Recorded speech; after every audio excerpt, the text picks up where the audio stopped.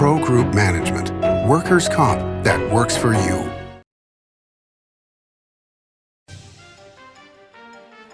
Welcome to Nevada Newsmakers. On the broadcast today, an industry that turned out to be very resilient during COVID.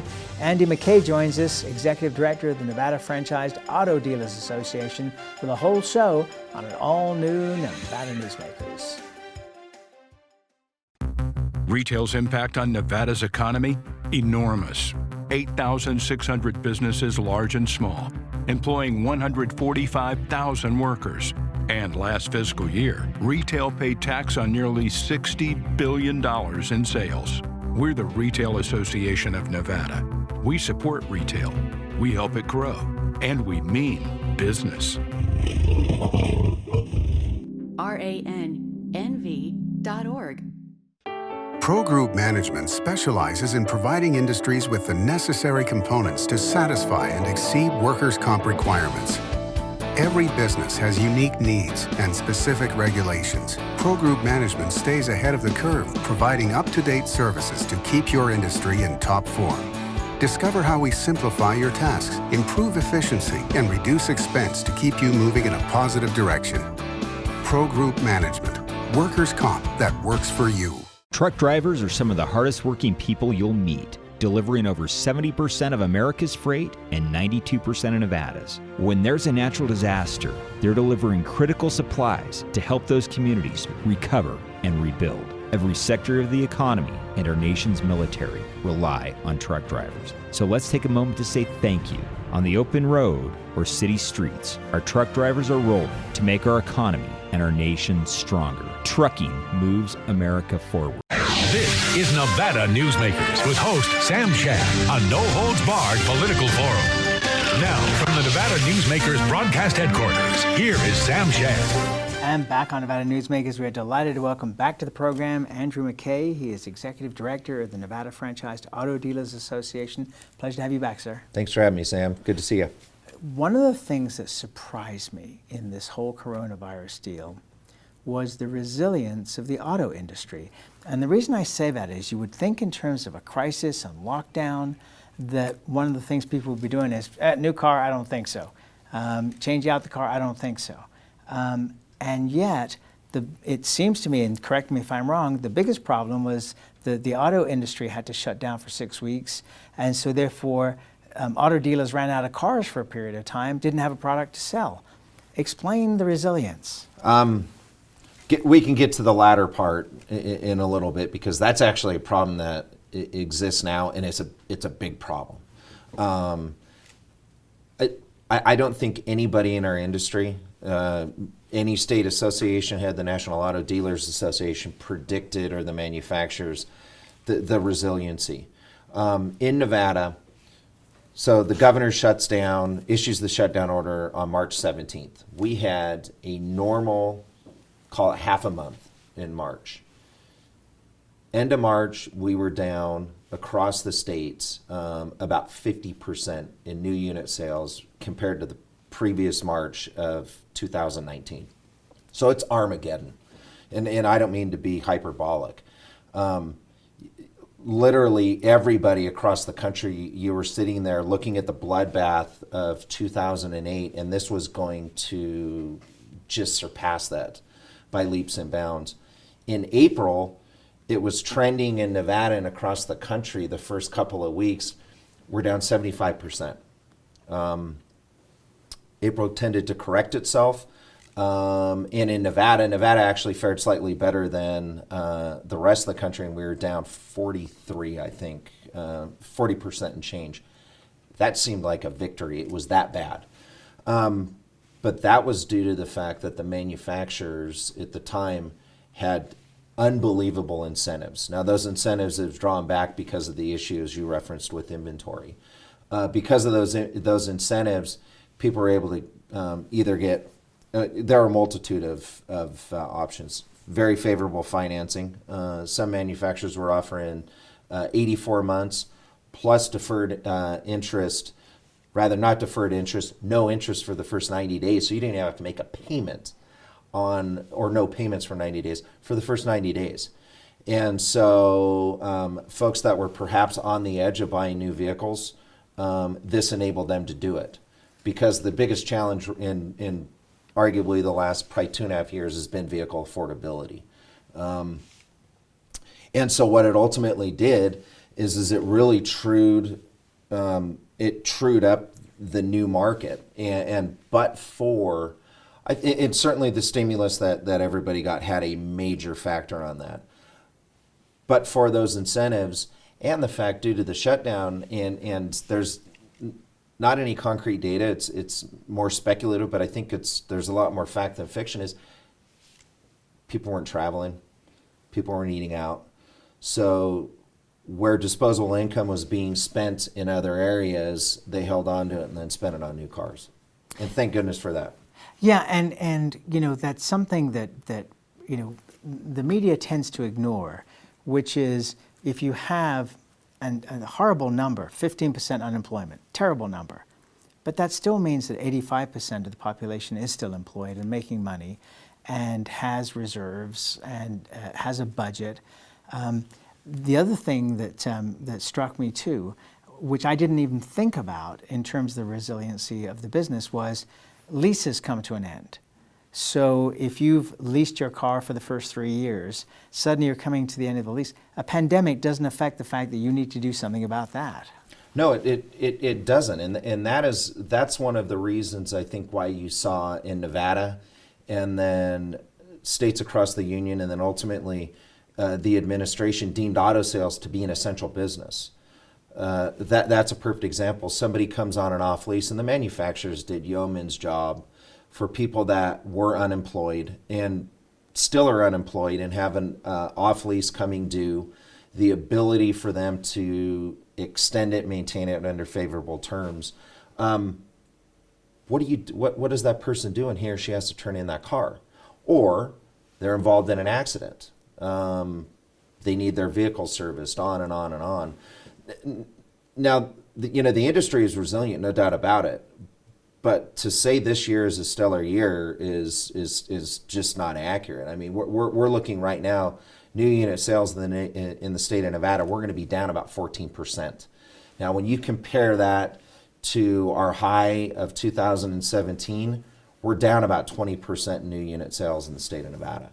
So the market already at that point was softening, and this just took the bottom out of it. But auto dealers don't mean to use the term resilient, but over and over, but they're resilient, and they take a punch and they get back. You look at the numbers of where we're going to probably be at December 31st, where we thought we would have been the end of March. It's not even close. I think you can point to, we probably lost 2, we're going to maybe lose 3 stores in Nevada. Pretty much you can point to the pandemic was what the straw that broke the camel's back. That's a heck of a lot worse than losing 25 or 30 that we were concerned and we thought we were going to do.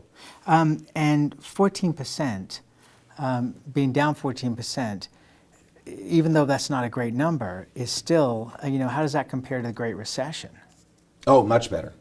Much better. I mean, the Great Recession, the difference between the Great Recession, though, and this was, the Great Recession took a couple of years. When in March and when there was the nationwide shutdown, it was literally a cliff. And all you do is look, auto sales trailed exactly like when GDP. It literally went off a cliff and went vertical. The fortunate thing is it went like this, and now it's coming up. And next year, we're really optimistic. We think when the inventories correct themselves, then additional incentives are going to be offered by the manufacturers to deal with that vehicle affordability. We're going to be able to claw back quite a bit of that. And we're actually going to look at, we're anticipating about a 6% growth next year over 2020. So we're going to definitely see improved sales, unless, of course, there's another shutdown of some sort. Cross your fingers that doesn't happen. And as we're taping this morning, which is the morning of the 16th, there is news of a second vaccine that is getting over 90% success rate. And so now we have 2 vaccines that potentially could be on the market fairly quickly. So let's go back to something here. In terms of the supply chain, is there still a problem in the auto industry? There is, and obviously it's caused because the manufacturers, depending who it was, they were shut down anywhere between 6 and 10 weeks. Where you're really seeing the push on the inventory is not so much the manufacturers, which they're working overtime, is the fact that you had a serious lag for the parts manufacturers, wiring harnesses, brake calipers, brake pads, on and on, master cylinders for power brakes. You ran into an inventory crunch there, and many of those suppliers, number one, many of them went out of business, number one, but two is they're still not up to full capacity. So the Volvos, the GMs, BMWs, they're all buying oftentimes from the same folks or a handful of companies, and so that's really where you're running into an inventory crunch. It is getting better, don't get me wrong, but General Motors doesn't even anticipate that they're going to be through their inventory crunch, they think, until February. Really? Yeah. That's kind of been astonishing, in so many different fields. I mean, cleaning products that, ran out back in April, May, are still not back online by the end of the year, and to see, auto manufacturing in the same boat. Let's take a quick break. We'll come back and we'll talk about where the industry is headed, okay? We'll be right back. Hey guys, are you watching the game at a friend's or the bar again because you can't watch at home with your wife? Or worse, because she kicked you out and kept your couch, your flat screen, and your kids? What's the one thing a man needs when he loses a good woman? A good lawyer. And when he loses a bad woman, he needs a great lawyer. What makes a good woman a bad woman? You tell me. You're the one that can't watch the game in your own home. I'm men's rights attorney Marilyn York, and I represent men in divorce, custody, and family law matters. As you know, Reno is booming. Toll's development company is helping it grow with insightful design and development, building community with every project, adding beauty, adding excitement, emphasizing our shared humanity. Reno is becoming bigger. Toll's development is helping it become better, more livable, more enjoyable. To learn more, go to tollsdevelopment.com. tollsdevelopment.com. Tamarack Casino is giving away $100,000 through November 28th. You heard that right. Tamarack is giving away $100,000 guaranteed. Every Friday and Saturday, Tamarack will give away $5,000 nightly. And on October 30th and November 28th, Tamarack will be giving away $20,000 in all cash grand prizes guaranteed. Don't miss your chance to win big. Ooh, your good times at Tamarack. Your good times are at Tamarack. This is Nevada Newsmakers. And back on Nevada Newsmakers, we continue our conversation with Andy MacKay. He's the Executive Director at the Nevada Franchised Auto Dealers Association, representing auto dealers across the state of Nevada. Just one other quick thing here I wanted to throw in before we get to the future, was the used car market. Where is the used car market at this point? The used car market is literally off the charts right now. Primarily due to the fact of tight inventories on new. You had a significant number of off-lease vehicles that have come to market. And just, well, the Ubers and Lyft, when people thought the personal automobile was going to be dead, some of these futurists, well, they've been proven to be wrong. The one thing this pandemic has done is it strengthened the fact that people want to own a car, and they want that mobility, that they don't want to be, for lack of a better term, Sam, trapped without one. The used market, in many instances, and it's unprecedented, you've seen actually vehicle values appreciate in the used market. Which is unbelievable. Yes, it is unbelievable.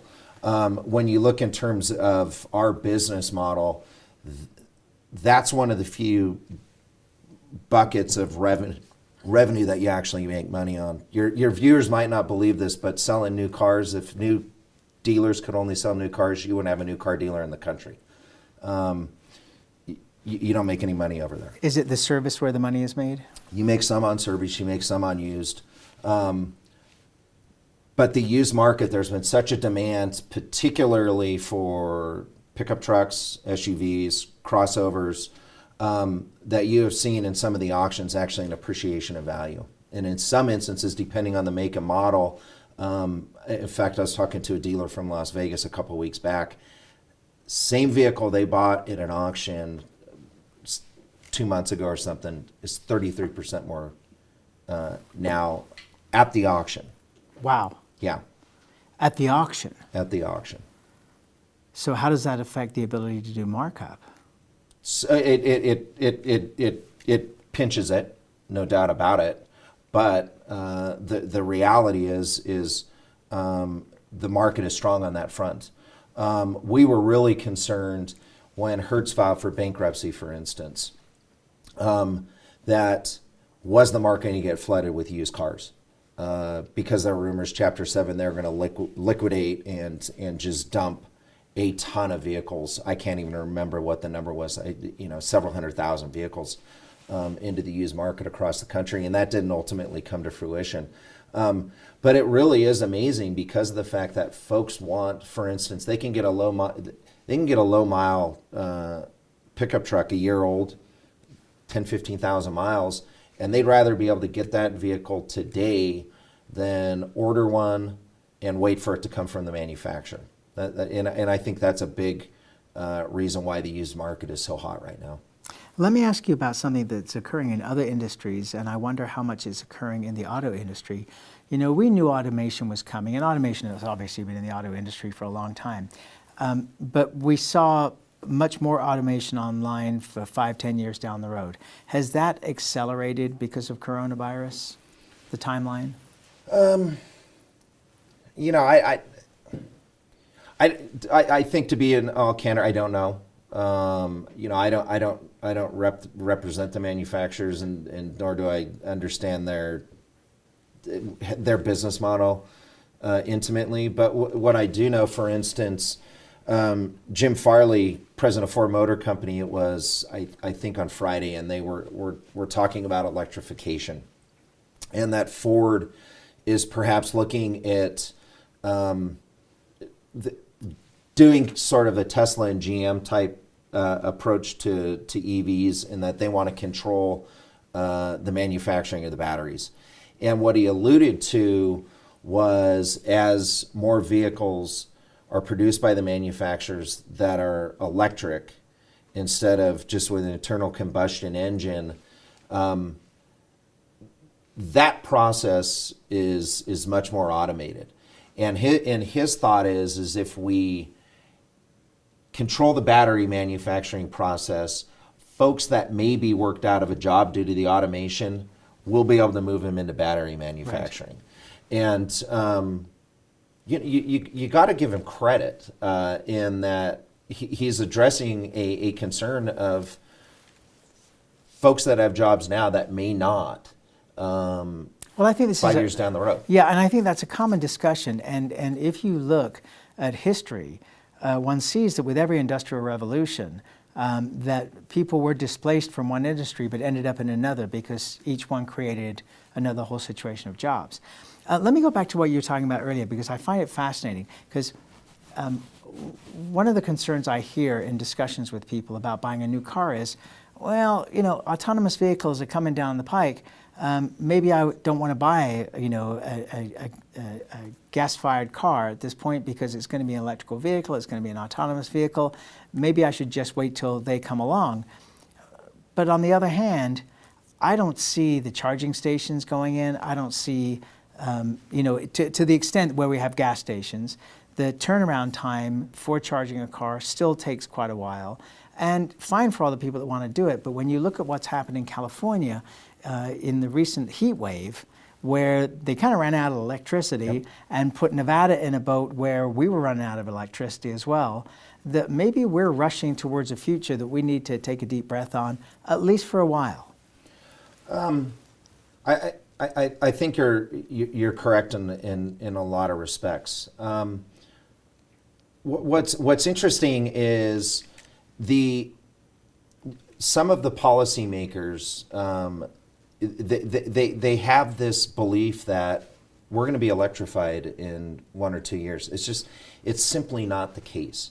I mean, when I mentioned Mr. Farley from Ford Motor Company, I mean, he's talking 10 years down the road that they may be manufacturing 50% of their vehicles may be electric.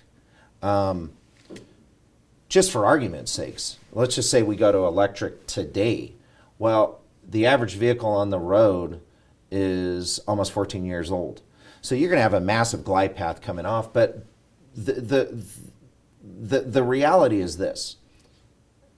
The citizens of the United States, the buyers in the United States, are buying light trucks, SUVs, and crossovers. The vehicles that they like. Those are the vehicles that they like. And here's why. Because gasoline is cheap. I mean, it just fundamentally is. When you look in terms of Nevada, and there's a mass, frankly, fallacy and misunderstanding of the automotive market that we don't have an EV market here. When you look in terms of EV sales, hybrid electric vehicle sales, plug-in hybrid electric vehicles, we sell more of those in Nevada than the national average by quite a bit. People need to have a comfort that they have the ability, if they get low on a charge, they have the ability to charge it. They have the ability to charge it rapidly.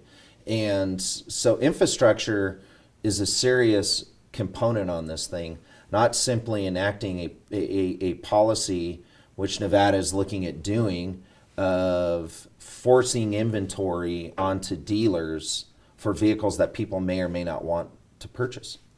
And that's a really important point. Let's take another break and we'll be right back with Andy MacKay after this. Hey guys, are you watching the game at a friend's or the bar again because you can't watch at home with your wife? Or worse, because she kicked you out and kept your couch, your flat screen, and your kids? What's the one thing a man needs when he loses a good woman? A good lawyer. And when he loses a bad woman, he needs a great lawyer. What makes a good woman a bad woman? You tell me. You're the one that can't watch the game in your own home. I'm men's rights attorney Marilyn York, and I represent men in divorce, custody, and family law matters. Hi, I'm Dave Newman. Remember me? I used to be the house detective, and now I'm a realtor, full-time at RE/MAX Realty Affiliates. A lot of people ask me, how's the market? You know what? It's fantastic. If you're even kicking around the idea of buying or selling, give me a call. Let's talk about it. Call me at RE/MAX Realty Affiliates and just ask for the guy who used to be the house detective, Dave Newman. Everyone is talking about opioids, but they're not the only drugs that can be harmful if taken in large quantities or not as prescribed. You also need to be aware of side effects from anxiety drugs, muscle relaxants, sleep aids, and stimulants. Mixing prescription drugs with other drugs or alcohol can be dangerous. If you take an Ambien with a glass of wine, it may be enough to stop you from breathing. Prescribed drugs can be just as dangerous as illegal drugs. Take medications only as directed.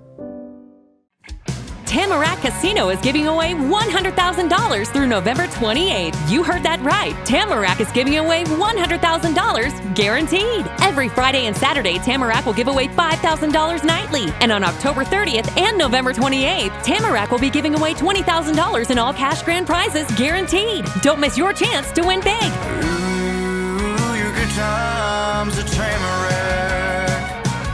Your good times are at Tamarack. This is Nevada Newsmakers.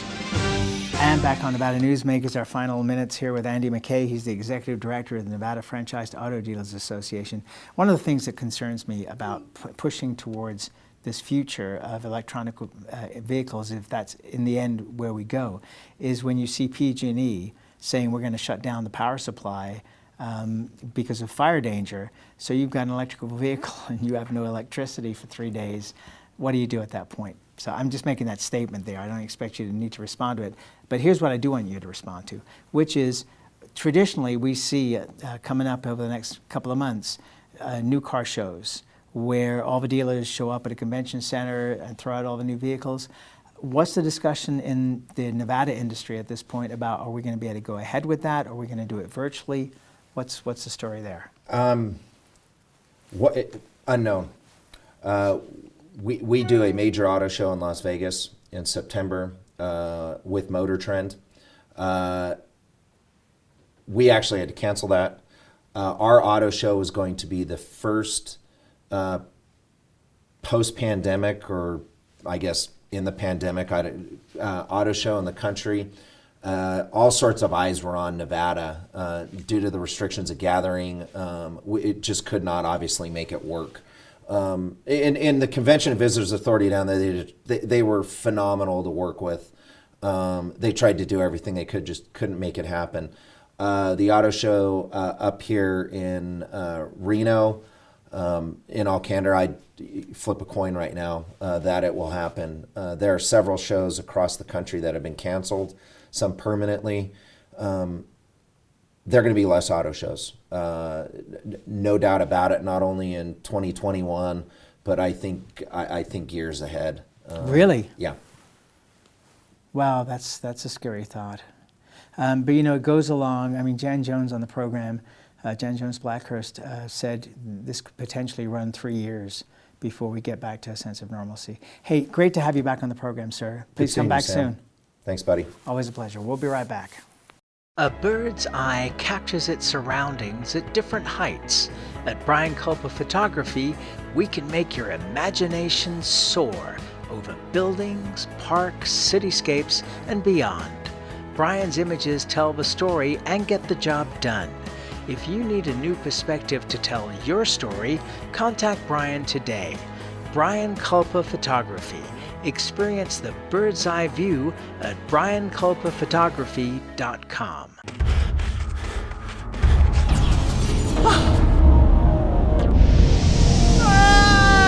Hey, Dad? Why are you learning? This place is great.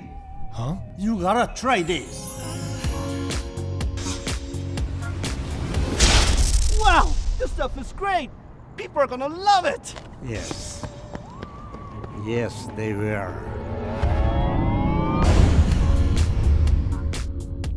As you know, Reno is booming. Toll's development company is helping it grow with insightful design and development, building community with every project, adding beauty, adding excitement, emphasizing our shared humanity. Reno is becoming bigger. Toll's development is helping it become better, more livable, more enjoyable. To learn more, go to tollsdevelopment.com. tollsdevelopment.com. Take a look at Pro Group Management and see how your workers' comp requirements can be met head-on. By taking a proactive approach, Pro Group can assure that your company is meeting or exceeding state and federal standards. As you move forward in your industry, Pro Group moves with you, simplifying regulatory tasks, clearing the way so you can get the job done and look to your future success. Pro Group Management, workers' comp that works for you. You can now watch Nevada Newsmakers on YouTube. Just go to YouTube and search for Nevada Newsmakers and become a subscriber. We'll see you on the next broadcast. Thanks for watching and listening.